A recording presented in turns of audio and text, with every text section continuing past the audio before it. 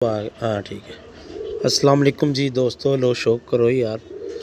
बेटा सलान आना टैडी कबूतर जी यार, ठीक है।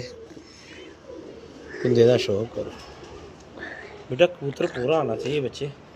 यहाँ तक पूरा कबूतर इधर से लेके इधर तक आए, देखने वाले को समझ आए कि क्या दिखाना चाह रहे हैं। लो जी अस्कर, और पूरी जात लो जी, ਇਹਦਾ ਪੰਜਿਆਂ ਦਾ ਸ਼ੌਕ ਤੁਸੀਂ ਗੌਰ ਕਰੋਗੇ, ਜਿਹੋ ਜਿਹੀ ਅੱਖ ਹੈ ਨਾ ਉਹੋ ਜਿਹੇ ਨਾਖੂਨ ਨੇ, ਉਹੋ ਜਿਹੇ ਪੰਜੇ ਨੇ, ਪਲਕ ਵੀ ਉਹੋ ਜਿਹੇ। ਇਹਦਾ ਇੱਕ ਬੱਚਾ ਮੈਂ ਪਿਛਲੀ ਵੀਡੀਓ 'ਚ ਚੈੱਕ ਕਰਾਇਆ, ਤੁਸੀਂ ਵੇਖਿਆ ਹੋਏਗਾ, ਹਾਲੇ ਕਲੀ ਨਹੀਂ ਝਾੜੀ। ਬੇਟਾ ਅੰਧੇਰਾ ਤੋਂ ਛੋੜ ਦੇ, ਅੰਧੇਰਾ ਛੋੜ ਦੇ।